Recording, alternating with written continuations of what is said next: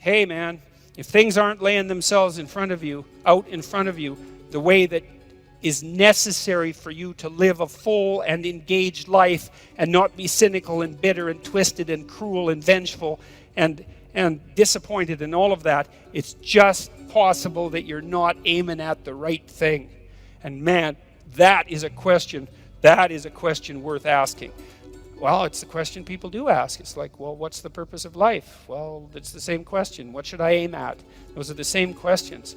And, you know, if what you're aiming at is producing nothing but unrequited misery for you and everyone else, and it's a downhill bloody spiral into something approximating hell, then there is some possibility that you should think that perhaps your aim is off.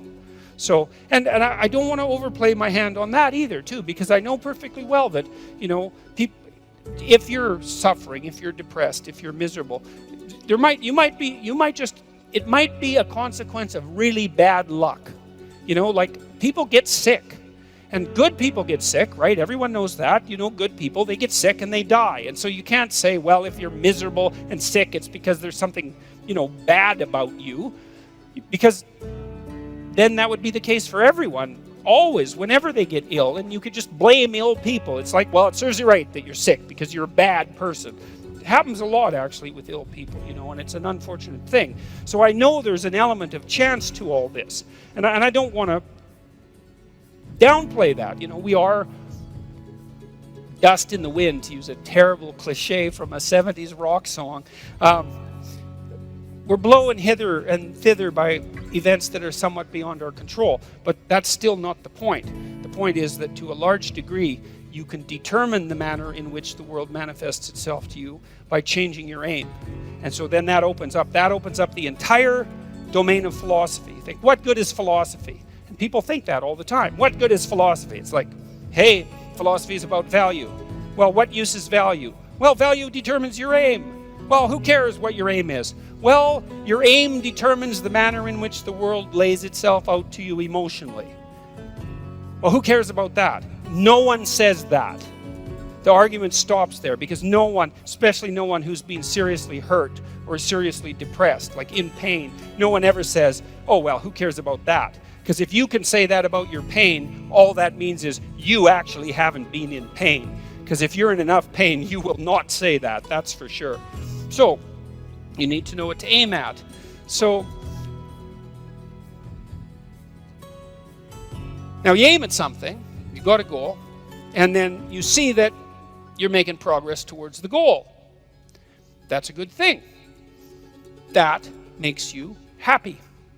It actually, technically, there's a system, dopamine system, neurochemical system, same system, by the way, that cocaine and methamphetamine and opiates activate, which is why people like to take those drugs. And it tells you that you're moving forward in the manner that you should be according to the dictates of your plan. Doesn't necessarily tell you whether you have a good plan. That's a more complicated problem, because who knows if you have a good plan. But one thing that you could know is that a plan is better than no plan. That's a really useful thing to know, especially if you're kind of drifting. It's like, well, I'm going to find myself. It's like, no, just pick something and move towards it. And as you move towards it, you're going to succeed and fail specifically. And then you're going to learn something about success specifically, and you're going to learn something about failure specifically. And then you can learn what you use to fix your plan. So a stupid plan is way better than no plan. And you're likely to have a stupid plan, or at least to be able to make one, so that's good news for everybody. You can make a stupid plan, and so I would say, make a stupid plan, and then implement it. Not any stupider than it has to be, you know, you could think about it a little bit, but then implement it, and have your successes and failures along the way, and learn from them, and then you can rejig the goal. You can move the target. That's fine, that's part of the game. It doesn't have to be fixed. It's a movable target. And maybe what you're trying to do is to move the target to an ever better place. So you're moving towards a target, and at the same time you're moving the target, right? And and you're trying to move the target towards something like an ultimate ideal. You're trying to find out what that ultimate ideal is, and part of the way you figure that out is by moving towards a target and by learning about success and failure along the way, because then you can inform yourself with regards to what might constitute a reasonable aim. And so that's the reason to go out in the world and like make some mistakes, you know, and then you're going to, and so it's okay. It's okay to make the mistakes. It's not so okay not to learn from them, because then you make the mistakes again. That seems pointless. And so you're moving towards wherever you're going, and it's working, and so you get some positive emotion. You get some motivation from this dopaminergic system that adds zest to life. It adds interest and engagement and meaning to life. It pulls you into life. And that's worth thinking about, I would say, because if you think about it, you know, you might wonder about whether or not you should be engaged in life. And then if all of a sudden you're doing something, and because you're doing it, you get engaged in life, then it seems like that might be the very definition of a good thing. It's evidence. The engagement is evidence that you're actually doing a good thing, a worthwhile thing in life with all its suffering and misery and brutality. It's like you've got a pathway, you've got an aim, you're moving forward, you're engaged. Excellent. Your nervous system, very deep down, this dopaminergic system. It's associated with a part of the brain called the hypothalamus. It's a really, really old part of the brain. It's not some new thing that popped up like 15,000 years ago. It's ancient. It's there to orient you in the world. It's part of the instinct for meaning that I talked about in chapter 7. Do what is meaningful and not what is expedient. It's a deep, deep instinct. And way down in your psychophysiological structure, not as far down as the serotonin system, but like next level up. And so if it's saying, hey man, you're on the right track, it's like, that's worth noticing. It's worth noticing. Now you can criticize it out of existence. You can question your aim continually. It's one of the, what would you call it, dangers of our capacity to abstract. But you know, if you're a smart person who doubts, you also might be smart enough now and then to doubt your doubt, and just to notice and to pay attention. And not only that's what you need to do, because you need to have a meaning in your life, an aim, a value structure that's of sufficient potency and magnitude to justify the limitations and the trouble that life constitutes, right? This is no trivial business that we're involved in, right? We're all in this up to our necks, literally. It's a mortal game. You're all in. And to play it wrong is to risk suffering in hell. And I'm not talking about afterlife. I'm not talking about something metaphysical. You can generate plenty of hell right here around you. Plenty. An unlimited amount. And so you can move towards that direction, or you can move towards a positive direction. And you can orient yourself. And you can learn. This is why the postmodernists are so incorrect. It's like, look, you need an aim. You need an aim. You cannot organize the way you look at the world without an aim. It's not optional. And then the question is, well, what should the aim be? Well, probably not to radically increase the amount of misery and suffering that you experience in everyone else. I mean, maybe you want to go that route, and people do, but I think they only do when they become bitter and they give up, you know, and they make mistakes they know they're making, right? It's conscious decision to go down that route. It's not like they think that's okay to begin with. Their aim's wrong. It's like, straighten out your aim. So there's an old idea, this idea of sin. Sin is a word that was derived from a Greek word, hamartia. And hamartia is an archery term, and it means to miss the target. And so you think, well, how can you miss the target? Well, you have no weapon. Well, then you miss the target. You have no target. You have no aim. Well, then you miss the target. You don't pick up your bow. Well, then you miss the target. You don't draw it back. Then you miss the target. You don't practice and miss many times, right? Because you have to do that to develop the skill to hit the target. So you're not willing to take the risk to miss. You do none of that. And so you miss the target. And that's the sin. And then you miss your life. And then what happens around you is that, well, there's far more hell than there has to be, and there's much less heaven than there could be, and it's on you.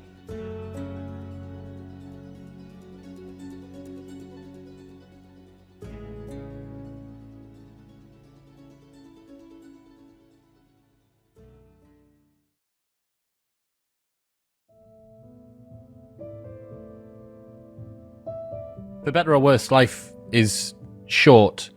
How can we add a sense of urgency to it? Well, I would say by reminding yourself that life is short, that'll add a sense of urgency. By noticing, I calculated, I don't know, when my parents were in their 70s, 60s perhaps, I usually saw them about once every 2 years. We communicate a lot more than that, but we live a long ways apart. So I calculated, well, my dad's probably going to live till his mid-80s or late, somewhere in there. And he's 70, let's say. I'm going to see him 40 more times. It's like, okay, 40 more times. That's urgent. So you better get it right, because you don't have that many opportunities. It's the same when you're formulating relationships in your adolescence, late adolescence, and early adulthood. You don't have that many experiments to run. And you get old a lot faster than you think. So attention is an underrated faculty. It's not the same as thinking. It's watching, to see what's there in front of your eyes, and to guide yourself as a consequence of what you perceive. It's the faculty that transforms thought if you let it. So, and your conscience alerts you as well. Tick, tick, tick. You're wasting time. And very few people are happy with that. Some are burdened by it more than others, but virtually no one escapes that voice of conscience. I suppose to some degree that's the willingness not to engage in self-deception. Chapter 3 in Beyond Order is about that. People don't really repress the things they don't want to face. They just fail to unpack them. Like maybe you're on YouTube regularly, and every time you shut the computer off, you feel somewhat disgusted. But you don't pay any attention to that for a while, for 2 years. But then you decide you're going to pay attention. And then you find out, well, the reason you're disgusted is because you're wasting your life and you know it. And that disgust is indicating that. But unless you attend to the disgust and unpack it, let it reveal itself as informative, you don't know what the message is. You just have a sense of disquiet. It's not easy to transform that sense of disquiet into an actionable plan. And often you have to talk to someone about it as well. You have to discover. So it's not like you're repressing the emotion exactly. It's that you don't undergo the difficult process necessary to unpack it.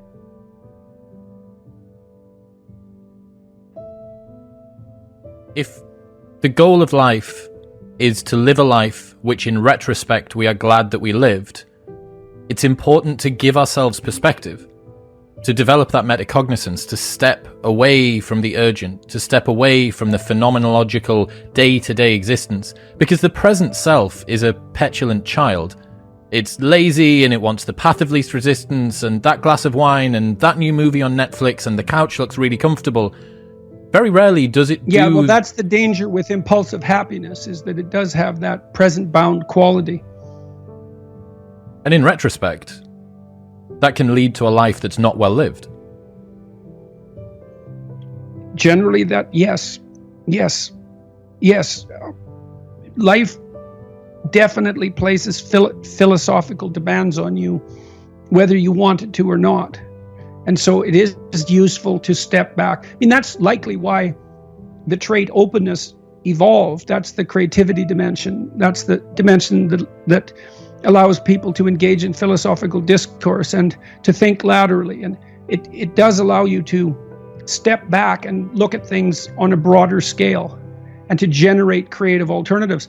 The problem with examining your assumptions is it's very disquieting, because you want things to act the way you predict and desire them to act. And you work within a set of axioms and you act them out in order to maintain that predictability, that desirable predictability. If you mess around, the more fundamental the axiom that you question, the more uncertainty you release.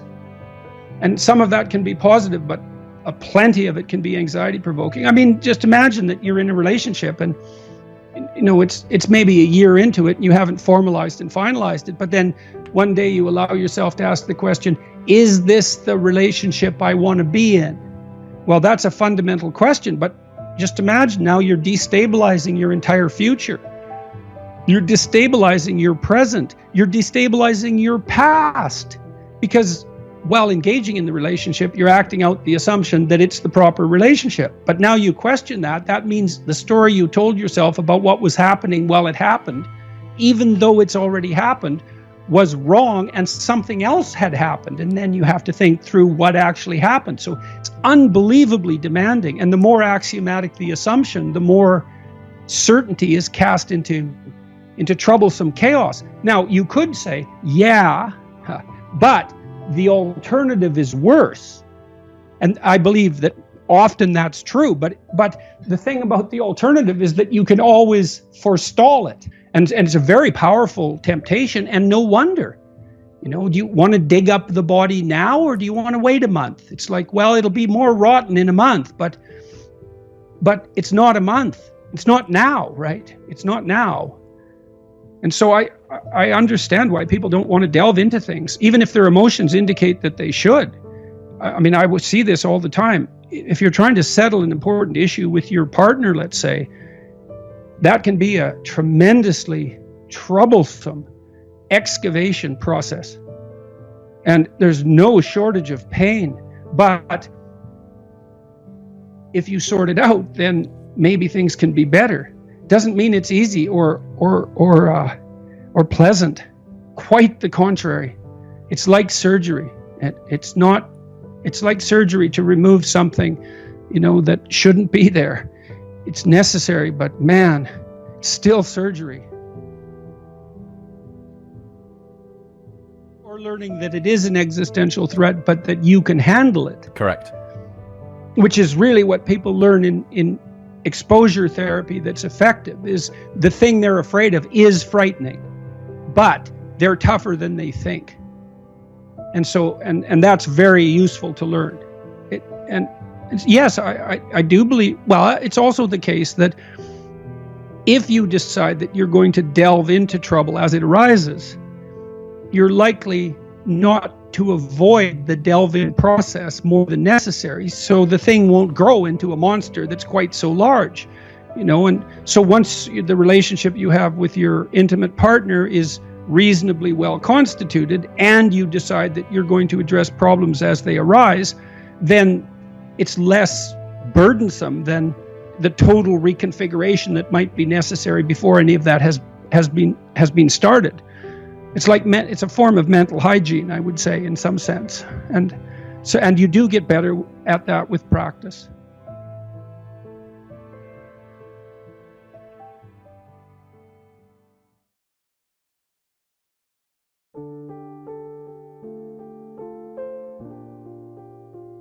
The sense of meaning, the sense of engagement that characterizes life when life is progressing in the manner that you would like it to progress is actually an instinct. It's not a cognitive phenomenon. It's not a second-order consequence of thought. It's way deeper than that. It's an extraordinarily profound instinct.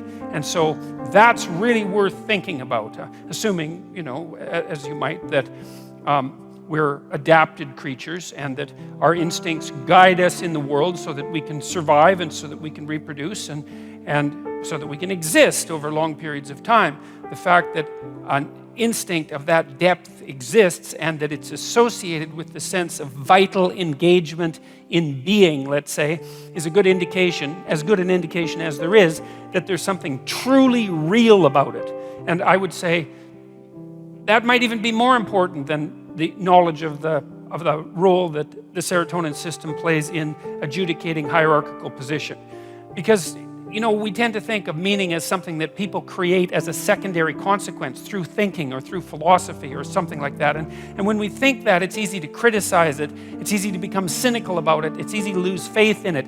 But when you understand that it actually is a much deeper phenomenon than that, and that the cognitive elements, the philosophical elements, are sort of like, well, they're like the fronds on the top of the pond on a plant system that has unbelievably deep roots that go way down into the water. There's something about that that's much firmer and more solid. And I think the evidence that meaning is an instinct, a deep, deep instinct, is overwhelming. Do what is meaningful, not what is expedient, because meaning is an instinct. And meaning is the instinct that guides you in life across the totality of life, right?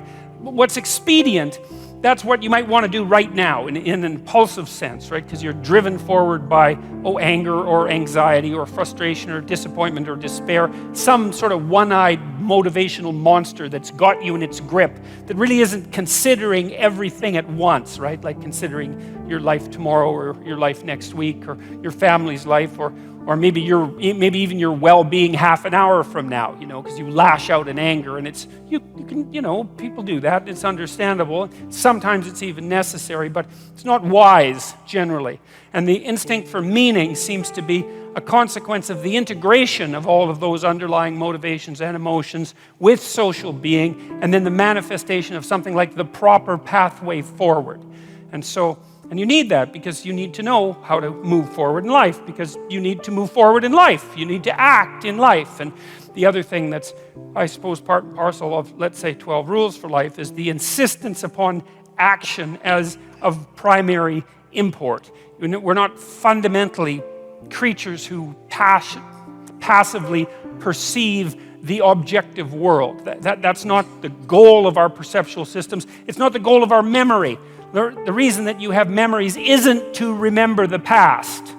The reason you have memories is so that if something bad happened to you in the past, you can figure out what it was that was bad, and you can figure out why it happened, and then you can not do it again in the future, right? It's very practical. And it's the same on the positive end of the spectrum. If good things happened to you in the past, then conceivably duplicating whatever you did to get those good things to happen could have them happen again in the future. So it's practical memory, and it's oriented towards action, and it's oriented towards like the quality of your life.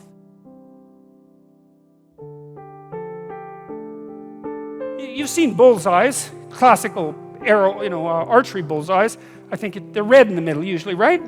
And then there's a variety of colored circles around them. Maybe the whole bullseye is this big, and you're supposed to hit the bullseye, but the closer you get to the center, the better. But at least you could hit part of it. That would be good, And you're supposed to stand back and pull your arrow back and aim. And that's an acting out of something. It's an acting out of the necessity of having an aim and taking your best shot, right? That's what makes it a sport. Now, and if you think about that, most of our sports are like that, right? Soccer's like that, rugby's like that, basketball's like that, hockey's like that. Almost all team sports involve some sort of projectile going to some sort of target. And usually people organize themselves into hierarchies, 2 of them, because there's 2 teams, and then they compete and cooperate to get the projectile in the target. And for some reason, we think that's really cool, right? Well, look, it's worth thinking through deeply. It's like you'll spend a lot of money on that opportunity. People will spend a fortune to go sit in an arena, like a long way away from the action, and there's these guys out there, and they're tough and they're fast, and they're fighting with this little black frozen disc, and they're trying to get it in a net while someone is trying to stop. It's completely bloody absurd, and yet people are thrilled about it. They're thrilled, and they'll pay for it, right? They don't have to be dragged there kicking and screaming. Like, they line up. It's, oh God, a hockey game. Thank God. And they'll wear the jerseys. It's like, and then, some character who's put in his 10,000 hours does his beautiful move and puts in a goal in some manner that's like technically impossible, and everybody leaps to their feet and they just have a fit of joy. And you think, what in the world is going on with that? It's like you're happier when that happens than you were when you got married. It's like you don't see people doing that when they're, and it's not everybody, when you get married and everybody stands up and has a little like a 10-minute fit and hugs strangers and then goes out and drinks a dozen beer and has a riot and tears down stores. It's like, no, but a good goal, that'll do it. I think Guatemala and Ecuador went to war over a soccer game, literally. So, and let's not assume we're so stupid, even though we are. Let's not assume it. There's something behind this. It's like, we really like to see people take careful aim and hit the target. And we really like to see them cooperate and compete in an expert manner to do that. And we really like to see them do that in a way that stretches their ability beyond what we would normally be able to see, right? Because it's nice to go to a competent display of athletics, but now and then you see these like soccer goals on YouTube where these crazy characters, they flip around in the air and they're like 8 feet off the ground, completely backwards, and they kick the ball 4 feet to the side of the goalie. It's just impossible. Like they're 100 yards away and it's perfect. And you think, right on. That's what a human being is like. And you're not really like that because you couldn't do it, but you are human and conceivably you could do something like that. And so it's a nice display of that potential for us to hit the damn target, right? So then the question is, well, what's the target? And that's the question, because that's the same question as what's the meaning? And so, okay, so here's my target, let's say. Do a personal unpacking of my value system, at least in part. So I'm a writer, and I'm a writer and a researcher and a clinician, and a professor. So those things, in maybe roughly in that order. And so that's my claim to my position in the social hierarchy. And the claim is something like, I'm competent at that, it's worthwhile, therefore I'm reasonably entitled by the rules of the game to the privileges and statuses that are associated with that position, right? As long as I'm competent. So there's a match between social demand and my ability, and as long as I'm playing the game properly, then I'm safe. That's what's keeping my emotions regulated. It's not my internal regulation. It's the fact that I can do what I say I can do. So I want there to be an isomorphism between my internal hierarchy of perceptual value and the social structure itself. And so this is also partly why radical claims of multiculturalism are wrong. Because at the base of things, we need to be playing a unified game so that everybody knows what everybody else is up to. Doesn't mean that diversity of opinion isn't useful, because now and then the collective claim is going to be wrong and need to be updated. And so you need some strange people around, creative people, generally speaking, who will, take things in a direction that's novel to update. But roughly speaking, we want everybody nested in the same game and then maybe above that playing some different games. And we need that because it's the only way we can orient ourselves in the world. It's the only way we can keep a match between our expectations and our skills and our desires and what's actually expected of us in the world. There's nothing that's more harmful than for you to play the game straight, right? To do what you're supposed to do, to be a good person, and then to be punished for it instead of rewarded. Very disheartening. You want what you think to be good and right to also be rewarded by the world in that manner. And that means the structures have to be, the social structure and the psychological structure have to match. And part of the reason that we protect our cultures is so that we can protect the match between our psychological structures and our social structures and keep ourselves oriented, moving forward in the world with some positive emotion and not terrified out of our skulls. It's crucially important. It's why we'll fight to protect what we've built. It's the game we understand. And it's not something that can just be arbitrarily shifted or changed. And that's partly because the aim isn't arbitrary. The aim isn't arbitrary.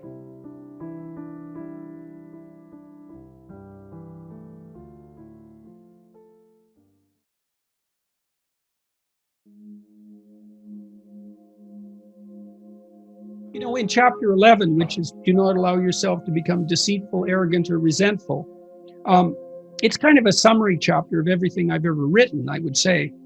I kind of outline the reasons why people become deceitful, arrogant, and resentful. And we have our reasons. It's in some sense, it's a miracle that it doesn't happen all the time. And so I say, well, here's the problem. You know, death chases you, you're mortal, and illness will be a part of your life and a part of the lives of people you love. And it will be terrible, maybe beyond your imagining. You're stuck with that, man. And culture, there's a tyrannical aspect. It crushes you and turns you into a cog and maybe destroys the best in you to some degree. You're stuck with that. And then you, Christ, you know, you're just a massive contradictions and trouble. You can't get yourself organized. You're doing all sorts of things you don't want to do and not doing the things you know you should do, and, you know, putting obstacles in your path just so you can trip over them. Well, there's the landscape. Well, why would you turn to the dark side, let's say, in the face of that? It's like, no wonder, obviously. But it doesn't help. It seems to make everything worse. So, and it doesn't seem, if you're objecting to the fact that things are bad, it doesn't seem that making them worse is a tenable solution. It's an attractive solution at times because people think deeply, oh, to hell with this, you know, it's so awful that I'll just add to the misery out of spite. And man, like, if you don't see the compulsion of that argument, either you're not, I don't know, maybe you're fortunate. You're sheltered. Maybe you're saint-like. That would be good. But it and you see this in clinical practice all the time. Voluntary confrontation with what is threatening and unknown tends to be curative, and not always. You know, like there are mistakes people make. So, for example, you often see these trauma teams rush in to talk to people just after, say, a mass shooting or some kind of terrorist attack, and like, it does not help people to have them review the trauma that they're currently experiencing. Not unless it's problem-solving oriented. It can just make it worse. But if it's an old memory, well, then voluntary recall and explicit reformulation seems to be useful. Or at least it's better than anything else we know. Well, I would say, you know, the first decision you have to make is whether you want things to be better or worse. And it seems to me that better is a better aim. And if that's what you want, then you can orient yourself to becoming fully on board with that. That's your motif. And I would say that's love in the religious sense, is that love is the desire that all things flourish. And you might think that's evident. It's like, it's not evident. This is hard because things are difficult. It's easy to become spiteful and bitter and resentful, and to be self-denigrating and not to work for your own furtherance because you're ashamed of who you are, like deeply ashamed, maybe even ashamed to be human. The destructive species that we are, constantly raping the planet, you know, that self-loathing can go very, very deep. So this is hard. But that's the first thing. Do you want things to be better or worse for you and for the people around you? It's like, well, so that's your goal, to make them better. Perhaps that's your goal. When I was a clinician, that's what I was always working on with my clients. It was like, I'm on the side of you that's aimed at making things better. No unconditional positive regard, because there's going to be parts of you that are working at counter purposes to that, and we're not on their side. They're to be judged and dispensed with, not in a contemptuous or dismissive manner, but with the knowledge that those elements of your personality are not serving the goal. And that doesn't mean that might be bringing them on board. So if you're aggressive, that can serve the good. That can make you persistent and committed and immovable, all those things. And then the next thing I would say is,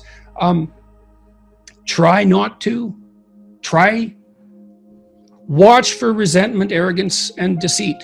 They're your enemies. and see if you can reduce the influence they have over your life. And then that's where you have to watch and feel, am I lying? Is this self-serving? Is what I'm saying making me weak? Can I feel that? Am I insisting that I'm right? Because I'd rather believe that I was right than learn. Am I taking revenge in a resentful way?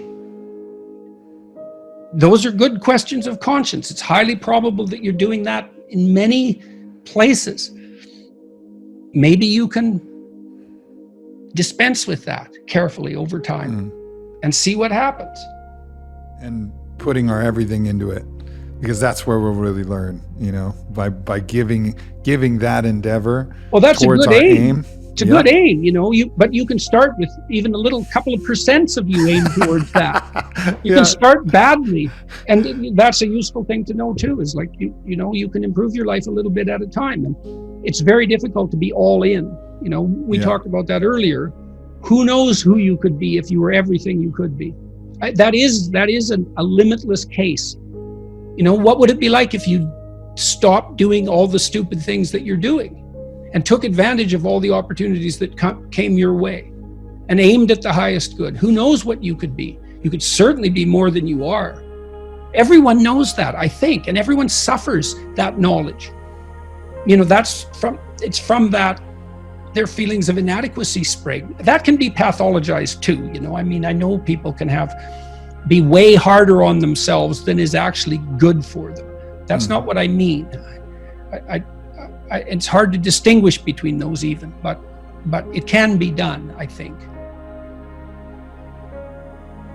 Like if you're acting in your own self-interest, because you're a community that stretches across time, you have to take your own future self into account constantly. And so impulsive selfishness is not useful, even selfishly. And so you can make the most out of yourself, I believe, without taking anything away from anyone else. It's only beneficial. Now, people might be annoyed at you because you're more successful on some dimension than they are, and perhaps that hurts, but, well, if to deal with that, we'd have to eradicate the possibility of ever being better at anyone ever being better than anyone else at anything. And it doesn't seem to me that we want to push equality that far. I'm in terrible pain almost all the time. And I do mean terrible. If in my previous life, when I was healthy, I had ever felt like I always feel now, I would have immediately gone to the emergency ward. But it's not helpful. As far as I can tell, as far as I've been informed for that matter, there isn't anything that can be done about the condition that I'm in. And that's rough. I have to remind myself all the time of what I should be doing, even to continue living for that matter.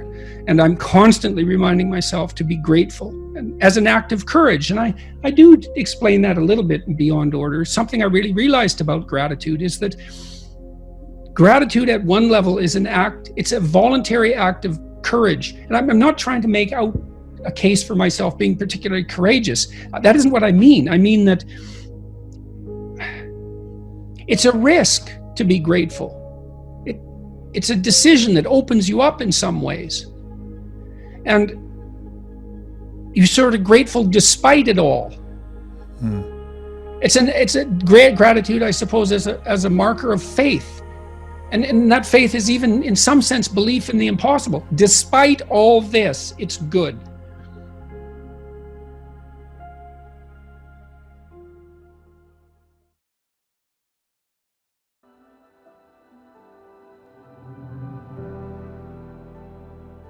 And he basically said, most people have problems in living, they don't have psychological problems. And so I've experienced, despite my love for the psychoanalysts, very frequently what I'm doing as a therapist is helping people have a life that would work. And you can parameterize that. It's like, what do you need? How about some friends? That people kind of like that. How about an intimate relationship with someone that you can trust, that maybe has a future? That'd be good. How about a career that puts you in a dominance hierarchy somewhere, so at least you've got some possibility of rising, some possibility of stabilizing yourself, and a schedule and a routine, because no one can live without a routine. You just forget that. If you guys don't have a routine, I would recommend, like, you get one going, because you cannot be mentally healthy without a routine. You need to pick a time to get up. Whatever time you want, but pick one and stick to it, because otherwise you dysregulate your circadian rhythms and they regulate your mood. And eat something in the morning. I've had lots of clients who've had anxiety disorders. I had one client who was literally starving. Very smart girl. There was very little that she liked. She kind of tried to subsist on like half a cup of rice a day. She came to me and said, I have no energy. I come home, all I want to do is watch the same movie over and over. What, like, is that weird? And I thought, well, it depends on how hard you work. You know, it's a little weird, but whatever. It's familiar. You're looking for comfort. So I did an analysis of her diet. It's like 3/4 of a cup of rice. It's like, you're starving. Eat something. You know, you'll feel better. So she modified her diet, and all her anxiety went away, and she had some energy. It's like, yeah, you got to eat. So a schedule, that's a good thing, man. Your brain will thank you for it. It will stabilize your nervous system. With a bit of a plan, that's a good thing. You need a career, you need something productive to do with your time. You need to regulate your use of drugs and alcohol, most particularly alcohol, because that does in a lot of people. You need a family, like the family you have, your parents and all that. It'd be nice if you all got along. You could work on that. That's a good thing to work on. And then, you know, you probably need children at some point, and that's life. That's what life is. And if you're missing, you know, you may have a good reason to not be operating on one of those dimensions. It's not mandatory, but I can tell you that if you're not operating reasonably well on 4, I think I mentioned 6, if you're not operating reasonably well on at least 3 of them, there's no way you're going to be psychologically thriving. And that's more pragmatic in some sense than psychological, right? Human beings have a nature. There's things we need. And if we have them, well, that's good. And if we don't have them, well, then we feel the lack. And so behaviorists, behavioral psychologists concentrate a lot more on that sort of thing. You know, it's practical. It's like strategizing. Make a career plan. Figure out how to negotiate, because that's bloody important. Figure out how to say what you need. Figure out how to tell the truth to people. Figure out how to listen to your partner in particular, because if you listen to them, they will actually tell you what they want, and sometimes you can give it to them and maybe they'll return the favor. And if you practice that for like 15 years, well, then maybe you're constantly giving each other what you want. Well, hooray, that would be good. And then there's 2 of you under most circumstances, and it's better to have 2 brains than 1, because people think differently because of their temperament mostly. And so the negotiation is where the wisdom arises, and it's part of the transformation, the psychological transformation that's attendant on an intimate relationship, and one of the fundamental purposes of a long-term intimate relationship.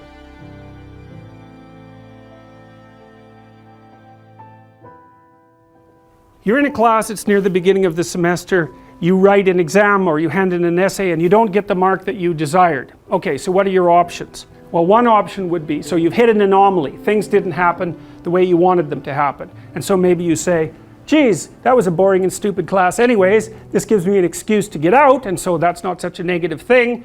Or you think, oh, well, I really better buckle down and study, and you decide to stay in the class. So basically what you've done is maintained your framework. I'm going to work through this class, but you've decided to modify some of the subroutines that make up that frame. You say, well, I should study more next time, or I have to prioritize this class compared to other classes. So it's a micro alteration within the overarching framework. But another thing you can do is say, to hell with the class, I'll just drop it.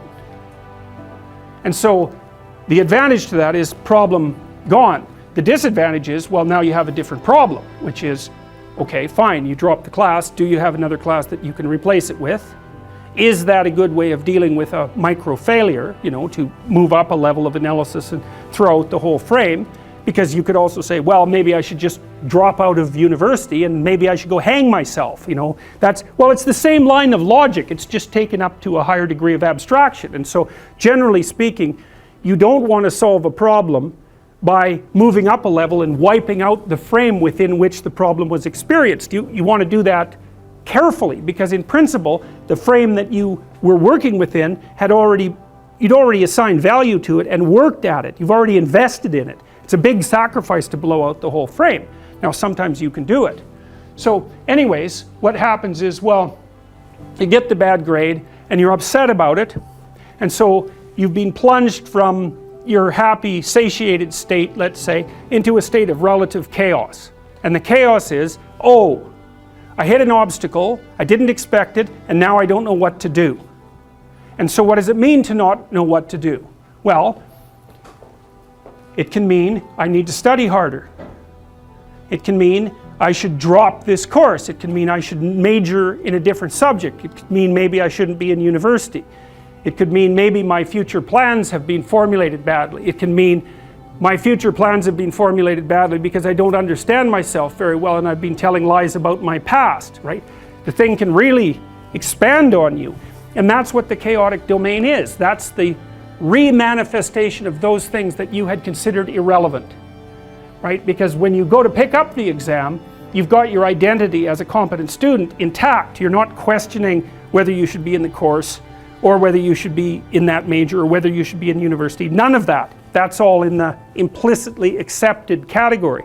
And as soon as the anomalous event emerges, all of those things that you had rendered axiomatic start to become questionable. And that's like the shark coming up from the depths to pull you down. And that's the classic way of representing that and of symbolizing it. That's Jonah and the whale, for example. So it's something is manifests itself from the deep unknown and pulls you under, like an alligator at a water hole, which is, I'm sure, one of the sources from which we derived that particular kind of mythological representation. Because you can imagine that when we were on the veldt, after living on trees, we had to go down to the damn water holes, and you've watched enough nature programs to know what a Nile crocodile can do to a water buffalo. It's not pretty. And so to go down to the water, the chaotic water, and the source of all life as well, right, is to risk an encounter with the terrible thing that lurks in the depths. And so we use that as a central metaphor for mapping the sorts of things that happen to us in a much more abstract space. And you know that because one of the things you're going to do, let's say that the professor, there's a professor obviously who gave you the bad grade. Okay, so one logical presupposition is that you're in some sense insufficient in relationship to the course. But another logical and instantaneous categorization is to throw that person into the category of malevolent predator. And you'll do that by becoming upset and cursing the person in your imagination. I've told people to learn to use a schedule. And people often hate schedules because they act as their own tyrants, right? They say, well, you have to do this unpleasant thing, and then here's another unpleasant thing you have to do, and then you have to do this unpleasant thing, and you do that for about 3 days, and you think, to hell with this, I'm not doing that, you know, and you fall off the wagon. That isn't what you're supposed to do with a schedule. You're supposed to use it to design the days that you would like to have if you were taking care of yourself. And so some of that is, you know, you wake up in the morning and you think, here's 5 things I have to do that if I don't do, my life will be worse. It's like paying bills, for example, or taking out the garbage. It's like you have to do those because otherwise things degenerate. So you got to put some of those in the schedule because otherwise tomorrow is worse than today, and that's a bad trajectory. But you also want to build in things, you know, you've got to act in some sense like you're dealing with a relatively recalcitrant 9-year-old. It's like, so, well, here's some things you have to do, but here's some things that if you do, you could reward yourself with. And if you get the balance there between obligation and reward right, then you'll find that you're motivated to do the things. And that's what you want to do. You want to do that so it's sustainable across days and weeks and months.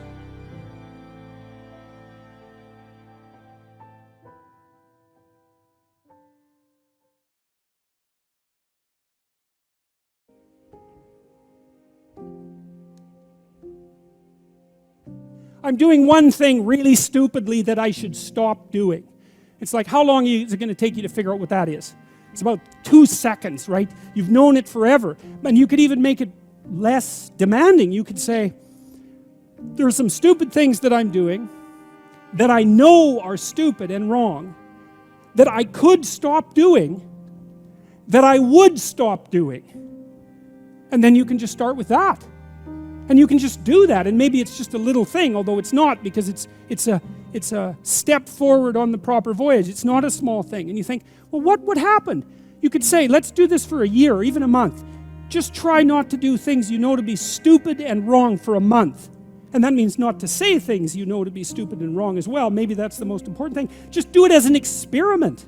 See what happens. And it's so fun because I have people writing to me from all over the world who are saying they're doing that. They're saying, well, I cleaned up my room and then I stopped saying stupid things and my God, it's like things are way better. It's like, who would have guessed it? And so it's low-hanging fruit, man. Because that's the other thing. If there's a lot of things wrong with you, then it's really easy to start fixing it, You got there's so much territory that you can inhabit. I will make of thee a great nation. I will bless thee. That's good. I mean, the whole nation thing, that's positive, but to have God on your side, that's, you might want that when things get rough. That would be good. And make thy name great, and thou shalt be a blessing. Wonderful. That's a good deal. And I will bless them that bless thee. That's good too. And curse him that curseth thee. And in thee shall all families of the earth be blessed. That's something. That's something. Wouldn't it be something if you could wake up and your day was composed in part of people thanking you for all the good things you've done in the world? Wouldn't that be good? It's not impossible for that to happen. So Abram departed. Yes, as the Lord had spoken unto him. And Lot went with him. And Abram was 70 and 5 years when he departed out of Haran. That's old. Now Abraham lives a long time, but this is also part of the story. So he has a wife who can't have children. He has nothing. Obviously, he's been hanging around Dad's shack for a little too long, given that he's 75, right? It's time to get a fire lit underneath him a bit. And so he's not got much going for him, but he still decides to move forward. And I've seen this too, like if you don't have your destiny in hand by your time you're 30, it's rough. You start hurting. And if you don't have your destiny in hand by the time you're 40, then you really start hurting. And 40 is a real fork in the road. The fork in the road, that's always where you meet the devil, by the way. And that's because every time you have to make a decision, the possibility of evil beckons. That's why that is. I had a friend, I've told you a little about him, and he killed himself just after 40. He had had a book published with a very small press. He was quite a good writer, but he could not get himself together, and it hit him too hard at 40. And I'm not saying that it's hopeless at 40. I'm not saying that. And I'm not saying that partly because of these verses, but also partly because of what I've seen in my clinical practice. I've had people come to me who have had very chaotic and ill-spent lives, let's say, who were in that neighborhood of age. And it's true for people who are older as well, who then decided to make a real effort and to try to make where they were better, instead of being bitter about where they weren't, because that's the bitterness that really does you in. It's really not good. It's the opposite of gratitude. It's the manifestation of resentment. It makes you malevolent. It's very, very bad to be bitter. It's hell to be bitter. And if you're 40 and you're not successful, then you have to accept your lot and you have to start to improve what's right in front of you. And if you do that, it doesn't take very long. It's quite interesting to watch people. Things can be a lot better in 6 months and they can be way better in 2 years. Like, it's a struggle, uphill struggle, but it's by no means impossible. And I don't know, again, what the limit of that is. I suppose it depends to some degree on the degree of your commitment. But anyway, so it's another indication of the real validity of this story. God isn't setting this up to be easy, right? Abraham's old, and his wife is old too, and more than that, she's barren. How is he going to be the father of nations? How is he going to be successful? Well, the initial departure point is insufficient, radically insufficient. And that's very inspiring, because it means that you can start from where you are. What were you like when I was 25?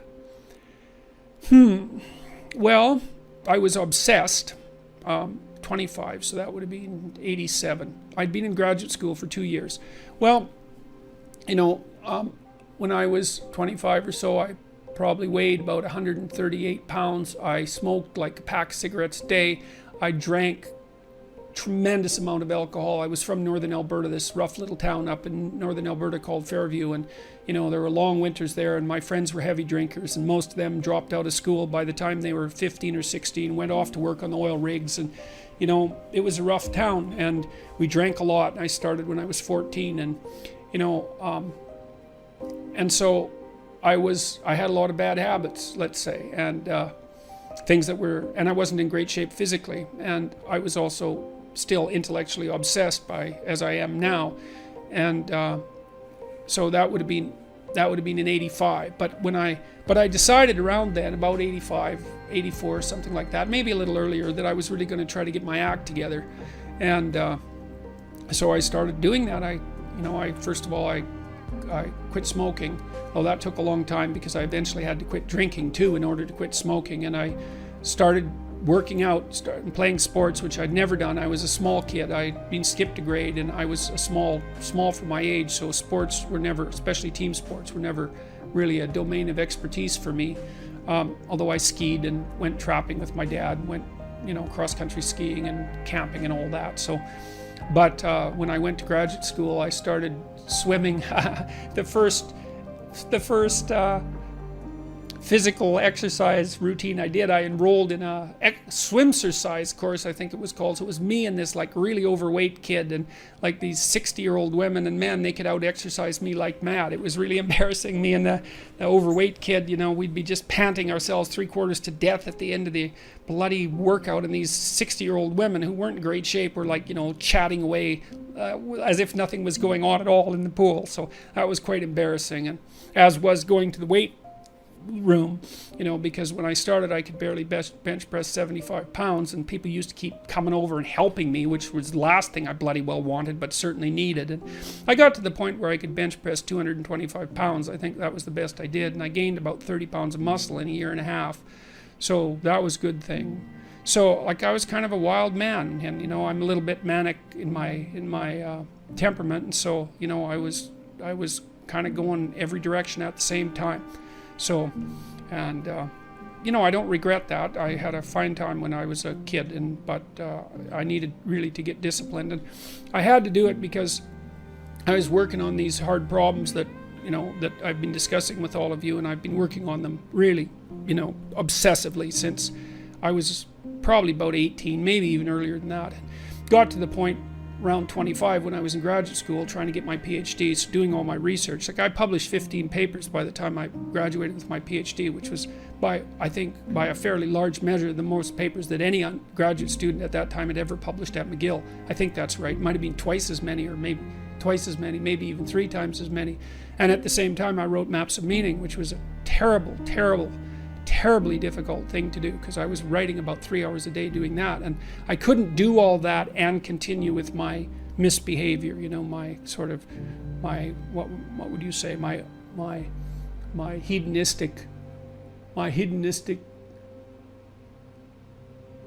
massive hedonistic consumption of alcohol and all of that. I just couldn't keep it up, and also work seriously on the issues that were at hand. So I had to stop. That's a sacrifice. I had to stop messing about and straighten myself out. And I got married. Well, the woman who's my wife, Tammy, who I've known since she was 8 years old, she lived across the street from me in this little town called Fairview, and I was in love with her like the first time I saw her, which is quite the bloody thing. So that's worked out pretty well for me. But she came to live with me about the same time, and we decided jointly to get our act together, and we swore that we'd tell each other the truth, which I think she's actually done better than me. Like I don't think she's lied to me ever in our entire marriage, which is unbelievable, it's been so useful because I can really tell her things and we can really talk. So I tell you, if you want to have a good relationship, man, you embed it in the truth, because if you don't embed it in the truth, you don't have a relationship. It's just lies. It's a tissue of lies, and it will dissolve in the chaos as soon as a crisis comes along. So the truth is a terrible thing, but not compared to falsehood. Another piece of advice: do not practice things that you don't want to become. Because one of the things that happens, let's say you take Danish speakers and you play Danish backwards to them, and you do a scan of brain activities. Like, their brain's lighting up like mad because they don't know how to listen to Danish backwards. So you get a whole bunch of brain involved in a new task. But then as you practice the task and routinize it, less and less brain is involved. So what happens is the activation, this is in your standard right-hand male, and the reason I'm using that as an example, because that's the kind of simplest default brain in a sense. Women are more diffusely organized, and so it's harder to exactly talk about their neurological structure in a simple way. But in a right-handed male, what happens is the activity starts to shift to the left, and then it shifts backwards, and as it does so, the amount of tissue that's activated gets smaller and smaller and smaller and smaller, until you've built a little machine that takes care of that sort of thing. But the thing about that machine is that it's a little machine, it's a habit, and it's actually there, it's built into you. So be careful what you practice, because if you practice it enough, then it's like it's you, it's the default you. And then if you want to change it, you can't just undo that stupid machine. It's there permanently. What you have to do is you have to build another little machine that shuts it off, and then another machine that does the other thing. And then if you get stressed, the little machine that shuts the first machine off will stop working, and back your stupid habit will come. So people used to talk about the development of character, and there was something about that was absolutely right, because character is how you build yourself across time. And it really, really matters. Only practice what you want to become.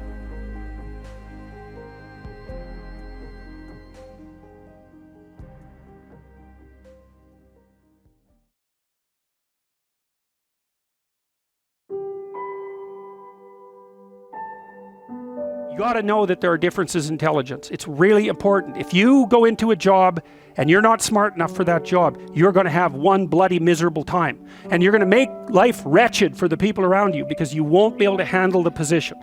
And as you climb hierarchies of competence, the demand on fluid intelligence increases. And so, unless you want to fail, you don't put yourself in over your head. Well, what's over your head? Well, that's a tricky thing to figure out. I mean, you have to figure that out with intelligence, you have to figure it out with conscientiousness, you have to figure it out with creativity, you have to figure out with stress tolerance, with agreeableness, because you want to go into a cooperative environment and not a competitive one if you're agreeable, and with neuroticism, you probably want to keep the stress level of your job relatively low, because those are all places that you can break down. And most people have at least one significant weakness in their intelligence personality makeup, and you got to be careful not to place yourself in a position where that's going to be a fatal flaw. But what you really want to do, as far as I can tell, if you want to maximize your chances for both success and let's say well-being, is you want to find a strata of occupation in which you would have an intelligence that would put you in the upper quartile. That's perfect. Then you're a big fish in a small pond. And you don't want to be the stupidest guy in the room. It's a bloody rough place to be. So, and you probably don't want to be the smartest guy in the room either, because what that probably means is you should be in a different room, right? You should look at a place where, if you're right at the top, you've mastered it. It's time to go somewhere where you're a little lower, so that you've got something to climb up for. So, and if you're not hyper conscientious, for example, you're probably not going to want a job that you have to work 70 hours a week at, because you're just not wired up that way. You'd rather have some leisure, and like, more power to you. If that's how you're wired up, there's nothing wrong with having some leisure. But if you're someone who can't stand sitting around doing nothing ever, then maybe you can go into a job that's going to require you to work 75 hours a week. And almost all jobs that are at the top of complex dominance hierarchies require very high intelligence and insane levels of conscientiousness, as well, generally speaking, as pretty damn high levels of stress tolerance. Because that can knock you out too, because there's going to be sharp fluctuations in your career, generally speaking, at the higher levels of a structure, and you have to make very complicated decisions, often with very short time horizons. So you have to decide if that's what you want. I'll tell you what it is that you need to do to be successful. Some of these things aren't so malleable, but others are things that you can work on. Well, IQ, well, that's a rough one, because there's no evidence, as far as I can tell, that you can do a damn thing about your IQ. I can tell you how to stop your IQ from decreasing as you get older. That's not so bad, because it does that. Fluid IQ decreases from the time you're 20 and pretty rapidly. It's physical health is the best preventative. So exercise, physical exercise. Weirdly enough, you think, well, why? Well, your brain uses oxygen like mad, right? And it needs to be kept clean and well oxygenated. And physical exercise, both like weightlifting, so anaerobic and aerobic exercise both seem to be very, very effective at staving off cognitive declines across the lifespan. So that's a really useful thing to know, because that's the only thing we know that does that. So then the next best predictor of lifetime success is conscientiousness. Well, so, and of the two aspects of conscientiousness, say orderliness and industriousness, the better predictor is industriousness. So the question is, well, what can you do about your industriousness? And the answer to that is, you can work on micro habits with regards to your conscientiousness. And I think the best micro habits, this is partly to do with this future authoring program processes, I think the best thing you can do with regards to your conscientiousness is to set up some aims for yourself, goals that you actually value. All right, you're going to have to put some effort into your life, and you need to be motivated to do that. And so what are the potential sources of motivation? Well, you could think about them in the big five manner. If you're extroverted, you want friends. If you're agreeable, you want an intimate relationship. If you're disagreeable, you want to win competitions. If you're open, you want to engage in creative activity. If you're high in neuroticism, you want security. Okay, so those are all sources of potential motivation that you could draw on, that you could tailor to your own, your own personality. But then there are dimensions that you want to consider your life across. And so we ask people about, well, if you could have your life the way you wanted it in 3 to 5 years, if you were taking care of yourself properly, what would you want from your friendships? What would you want from your intimate relationship? How would you like to structure your family? What do you want for your career? Well, how are you going to use your time outside of your job? And how are you going to regulate your mental and physical health, and maybe also your drug and alcohol use? Because that's a good place to auger down, because alcoholism, for example, wipes out 5 to 10% of people. So you want to keep that under control. You develop a vision of what you would like your life to be, and that associates the goal. Well, once the goal is established, and then you break down the goal into micro processes that you can implement, the micro processes become rewarding in proportion, in relation to their causal association with the goal, and that tangles in your incentive reward system. We talked about the dopaminergic incentive reward system, and that's the thing that keeps you moving forward. And the way it works is that it works better if it produces positive emotion when it can see you moving towards a valued goal. Okay, well, what's the implication of that? Better have a valued goal, because otherwise you can't get any positive motivation working out. And so the more valuable the goal, in principle, the more the micro processes associated with that goal start to take on a positive charge. And so what that means is, well, you get up in the morning and you're excited about the day, you're ready to go. And so as far as I can tell, what you do is you specify your long-term ideal. Maybe you also specify a place you want to stay the hell away from, so that you're terrified to fail as well as excited about succeeding, because that's also useful. You specify your goal.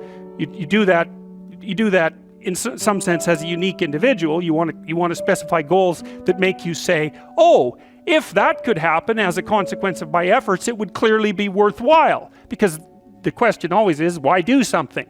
Because doing nothing is easy. You just sit there and you don't do anything. That's real easy. The question is, why would you ever do anything? And the answer to that has to be because you've determined by some means that it's worthwhile. So once you set up that goal structure, let's say, and that's really in many ways that's what you should be doing at university. That's exactly what you should be doing, is trying to figure out who it is that you're trying to be, right? And you aim at that, and then you use everything you learn as a means of building that person that you want to be. And I really mean want to be. I don't mean should be. Even those things are going to overlap. And it's important to distinguish between those, because that's partly, and this is back down to the micro routine analysis. So if I was saying, well, you're going to try to make yourself more industrious. Okay, number one, specify your damn goals, because how are you going to hit something if you don't know what it is? That isn't going to happen. And often people won't specify their goals too, because they don't like to specify conditions for failure. So if you keep yourself all vague and foggy, which is real easy, because that's just a matter of not doing as well, then you don't know when you fail. And people might say, well, I really don't want to know when I fail because that's painful. So I'll keep myself blind about when I fail. That's fine, except you'll fail all the time then. You just won't know it until you've failed so badly that you're done. And that can easily happen by the time you're 40. So I would recommend that you don't let that happen. So that's willful blindness, right? You could have known, but you chose not to. Okay, so once you get your goal structure set up, you think, okay, if I could have this life, looks like that might be worth living, despite the fact that it's going to be, you know, anxiety provoking and threatening, and there's going to be some suffering and loss involved and all of that. Obviously, the goal is to have a vision for your life such that, all things considered, that justifies your effort.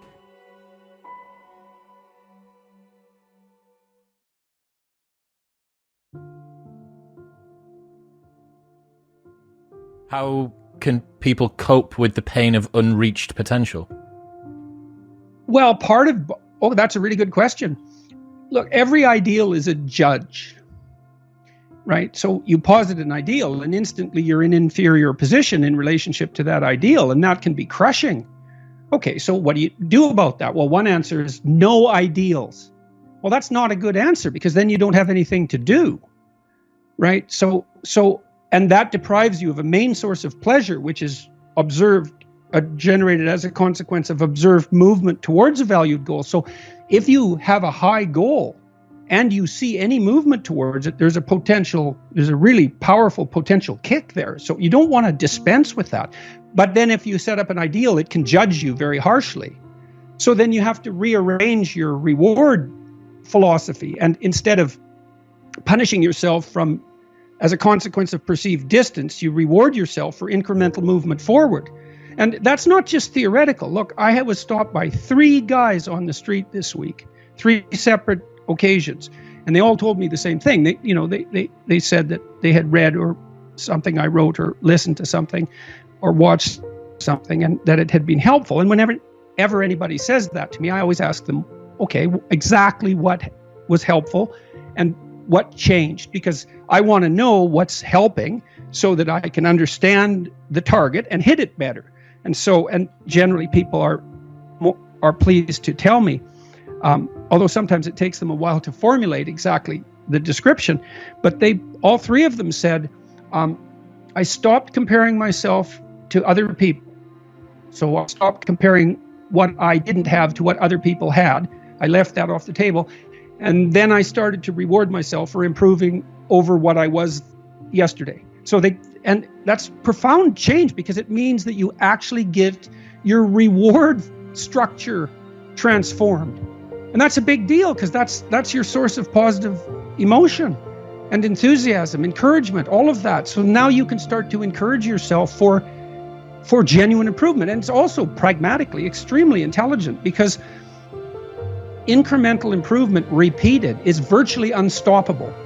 And that's like the hallmark of behavioral therapy, that idea. Because what a behavior therapist does is, you come and you say to me, things aren't the way I want them to be. And then I say, well, how would you like them to be? And how are they not that? So we lay out the problem, the territory. And then the next thing we do is lay out a trajectory, which is, okay, well, here's something. You're lonesome. You don't have a partner. Okay, so what are incremental movements can you make towards that goal that you would do that would be helpful? And so maybe you negotiate with the person, because that's what you do if you're a reasonable therapist. And you say, well, look, why don't you decide as a consequence of the conversation, why don't you write out a description of yourself for a dating site? Don't post it or anything. Just write it out. And then let's see if you actually do that. And so then the person comes back next week and they say, I did that. And not only that, I posted it. And you say, great, what's the next step? Or they say, geez, I just kept avoiding that. And then you say, okay, well, we need to break that down. You avoided it. Well, could you write one sentence about who you are right now while you're sitting here? And sometimes they can do that right away, or sometimes they can't. And then you make a microanalysis of that. And what you do is you reduce the magnitude of the move forward until you hit the point where you actually will do it.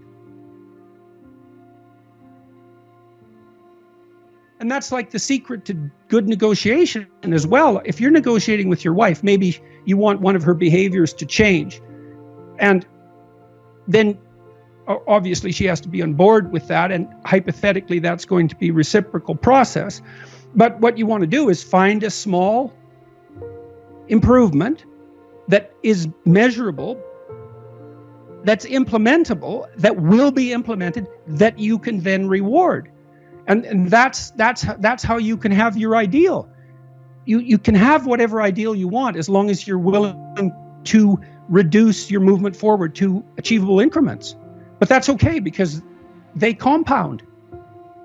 So, and I really learned this as a therapist. It was one of the things that was so fun about being a therapist is you can take someone through this process and start them on just the tiniest goal, and it just seems trivial. But they'll do it, and then they start moving faster and faster after that point. Once the direction has been established, and people make incredible improvement over, not unreasonable spans of time, a few months, maybe a few years, but which is not nothing, but it's not decades. I saw that time and time again. So aim high, but reward yourself for small incremental improvements, especially ones that repeat every day.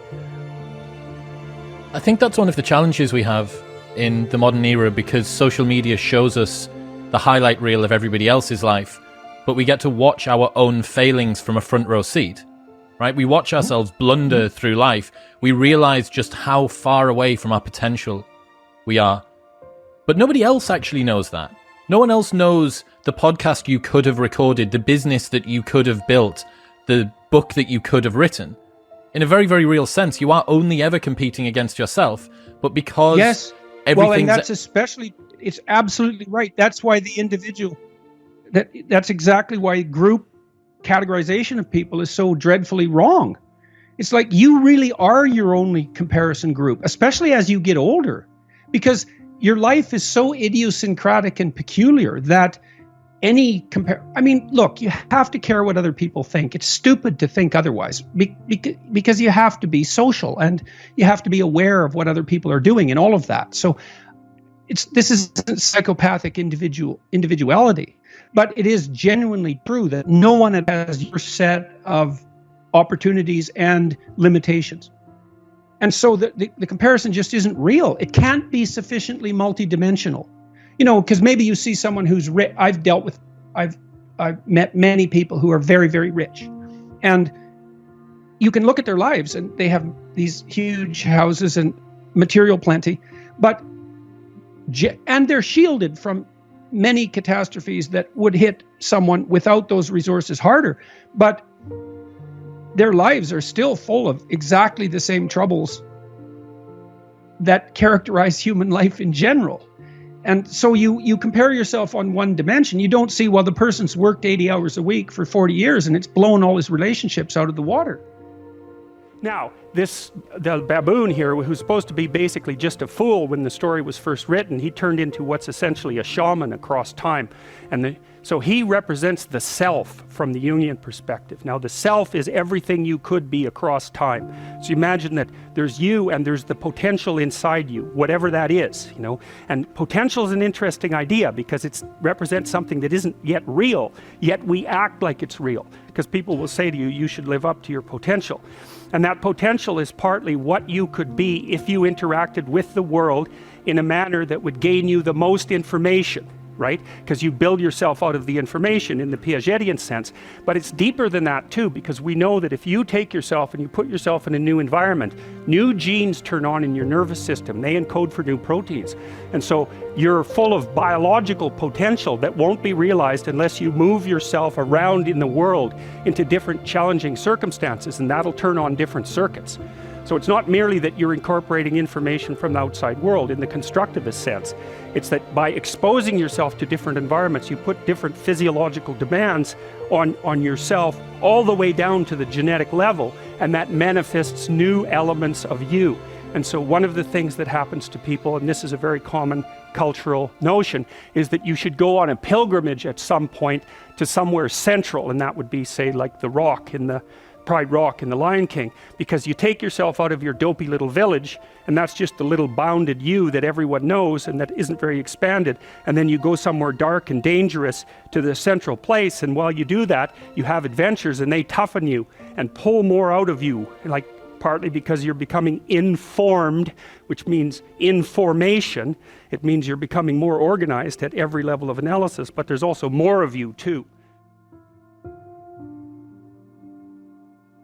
In cathedrals in Europe, especially at Chartres, there's a big maze on the floor, a circular maze, which is a symbolic representation of the pilgrimage for people who couldn't do it. And so it's a huge circle divided into quadrants, which is a Jungian mandala. And you enter the maze at one point, and then you have to walk through the entire maze, north, east, west, and south, before you get to the center. And the center is symbolized by a flower that's carved in stone. It looks like this. It's big, this maze, eh? It's large, so that you can walk it. And that's a symbolic pilgrimage. It takes you to the center. That's the center of the cross, because it's in a cathedral, and that's the point of acceptance of voluntary suffering. That's what that means. And so you walk through, Jung called that a circumambulation. You go to all the quarters of the world to find yourself. And so, well, the self is the baboon in this particular, I think he's a mandrill actually, in this particular representation. And he lives in the tree. He lives in the tree of life. It's a baobab tree in this particular. So he's the spirit that inhabits the tree of life. And he's the eternal wise man. That's a way of thinking. So is the king, but he's sort of a superordinate king or an outside king in some sense. He's the repository of ancient wisdom, and the king is the manner in which that wisdom is currently being acted out in the world. And so they're friends, and that means that the king is a good king, because if the king was a bad king, he would be alienated from himself, and that would make him shallow and one-dimensional, and that would make him a bad ruler. No union with the traditions of the past. To be a good ruler, you have to rescue your father from the underworld and integrate that. And of course, that's a main theme in this entire movie.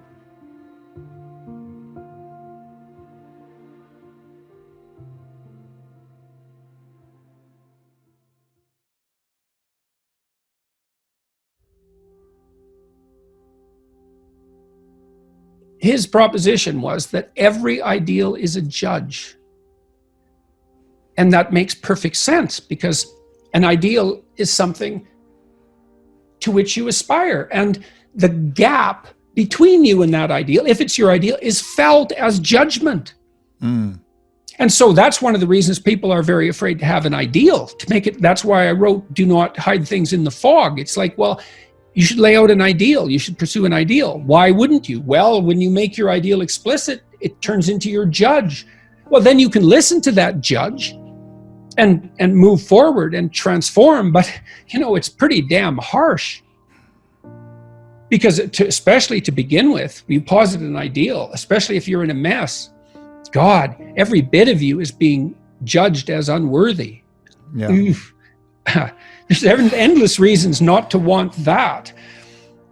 Technically speaking, again, seeing yourself move towards a desired goal is the essence of the positive emotion that nourishes us. And I mean that technically. That's dopaminergically mediated incentive reward. And so you don't have to get to the goal.